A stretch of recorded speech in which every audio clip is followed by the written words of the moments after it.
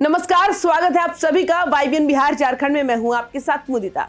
बिहार की राजनीति में अगर आप सोच रहे हैं कि सब कुछ शांत है तो जरा रुकिए, क्योंकि पर्दे के पीछे एक ऐसा खेल शुरू हो चुका है जो सिर्फ बिहार तक सीमित नहीं रहने वाला। भाई, आज जो परिवार की सत्ता का मुखिया है, दूसरा भाई जो सत्ता से बाहर कर दिया गया, वो अपने ही भाई की राजनीति को चुनौती देने की तैयारी में है।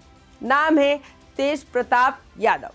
और सवाल है, क्या तेज प्रताप अब तेजस्वी यादव के लिए सबसे बड़ा सिरदर्द बनने जा रहे हैं? क्या बिहार के बाद उत्तर प्रदेश और पश्चिम बंगाल में नया राजनीतिक धमाका होगा? इस वीडियो में हम आपको बताएंगे तेज प्रताप की पूरी रणनीति, उनकी पार्टी का विस्तार और वो संकेत जो आने वाले चुनावों में बड़ी उथल पुथल की ओर इशारा कर रहे हैं।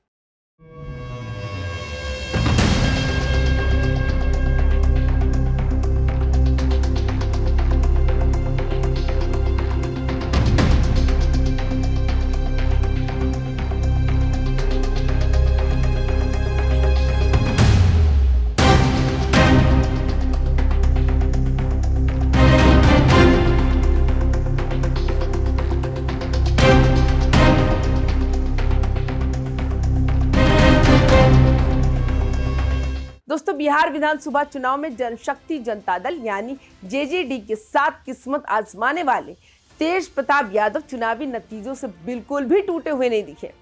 जहां ज्यादातर नेता हार के बाद चुप्पी साध लेते, वहीं तेज प्रताप ने सीधे बड़ा ऐलान कर दिया। उन्होंने साफ कहा कि चुनावी हार से मैं निराश नहीं हूं, जीत हार लोकतंत्र का हिस्सा है। यानी संदेश साफ है, लड़ाई अभी खत्म नहीं हुई है। अब दोस्तों, सबसे बड़ा और सबसे अहम सवाल, तेज प्रताप यादव ने कहा कि उनकी पार्टी जनशक्ति जनता दल अब सिर्फ बिहार की पार्टी नहीं रहेगी। उन्होंने घोषणा की कि 2027 की उत्तर प्रदेश विधानसभा चुनाव, पश्चिम बंगाल विधानसभा चुनाव, दोनों राज्यों में जेजेडी अपने उम्मीदवार उतारेगी।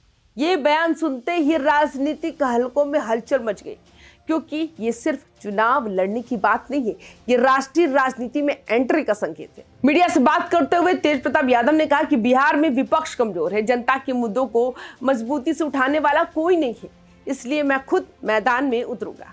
उन्होंने ये भी कहा कि मैं जल्द ही राज्यव्यापी दौरा शुरू करूंगा ताकि लोगों की समस्याएं समझ सकूं। ये बयान सीधे सीधे आरजेडी नेतृत्व पर सवाल खड़े करता है। दोस्तों, अब आते हैं उस हिस्से पर जहां राजनीति रिश्तों से टकराती है। तेज प्रताप ने अपने भाई और पूर्व उप मुख्यमंत्री तेजस्वी यादव पर बिना नाम लिए करारा तंज कस दिया। उन्होंने कहा कि कुछ लोग चुनाव हारने के बाद सुस्त पड़ गए हैं, लेकिन मैं एक्टिव हूँ। ये बयान छोटा है, लेकिन इसका राजनीतिक अर्थ बहुत बड़ा है। मतलब साफ है कि तेजस्वी निष्क्रिय है, तेज प्रताप मैदान में अब है। अब सवाल उठता है, क्या तेज प्रताप जानबूझकर तेजस्वी से अलग लाइन बना रहे हैं? क्या जेजेडी आरजेडी की वोट बैंक में सेंध लगाएगी? और क्या आने वाले समय में यादव परिवार की राजनीति और बटेगी? राजनीति के जानकार मानते हैं कि सिर्फ संगठन का विस्तार नहीं, बल्कि नेतृत्व की लड़ाई भी है।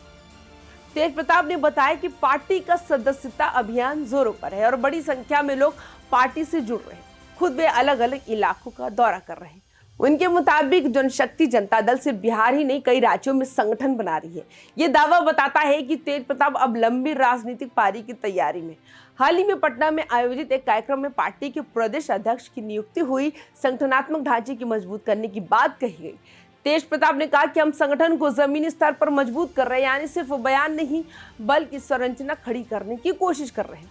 दोस्तों, यहाँ एक और दिलचस्प बात सामने आई। तेज प्रताप ने बताया कि पार्टी ने दिल्ली में राष्ट्रीय प्रवक्ता नियुक्त किया, जो पेशे से विश्वविद्यालय के प्रोफेसर है। उन्होंने इसे पार्टी के राष्ट्रीय विस्तार की दिशा में एक अहम कदम बताया। ये दिखाता है कि जेजेडी खुद को सिर्फ क्षेत्रीय नहीं बल्कि वैचारिक पार्टी के तौर पर पेश करना चाहती है। तेज प्रताप यादव ने हालिया बुलडोजर कार्रवाई पर भी खुलकर सरकार से सवाल पूछे।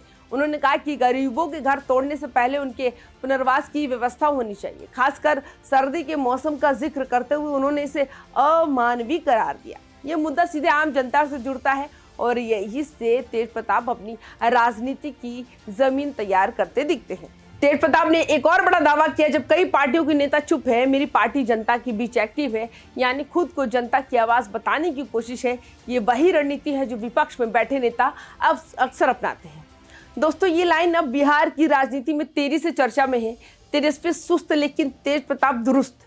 ये सिर्फ तंज नहीं बल्कि एक नया राजनीतिक नैरेटिव है। अगर ये नैरेटिव चला तो आरजेडी की अंदरूनी राजनीति और जटिल हो सकती है। अब सबसे बड़ा सवाल, क्या तेज प्रताप यादव वाकई राष्ट्रीय नेता बनने की राह पर है? क्या यूपी और बंगाल में जेजेडी कोई असर दिखा पाएगी? और क्या बिहार में आरजेडी के लिए सबसे बड़ी चुनौती घर के अंदर से ही आएगी? इन सवालों के जवाब आने वाले चुनावों में मिलेंगे। दोस्तों, राजनीति में एक झटके में कुछ नहीं होता, लेकिन जो नेता हार के बाद मैदान में डटा रहता है वही लंबी रेस का घोड़ा होता है। तेज प्रताप यादव खुद को उसी श्रेणी में खड़ा करने की कोशिश में है। अब बारी आपकी। क्या तेज प्रताप यादव तेजस्वी यादव की राजनीति को कमजोर कर पाएंगी? क्या जेजेडी बिहार से बाहर भी अपनी पहचान बना पाएगी? क्या ये सब सिर्फ बयानबाजी तक ही सीमित रहेगा? कमेंट्स में अपनी राय जरूर बताएं। वीडियो पसंद आए तो लाइक शेयर भी जरूर करें। तमाम खबरों के लिए YBN बिहार झारखंड को भी सब्सक्राइब भी जरूर करें। नमस्कार।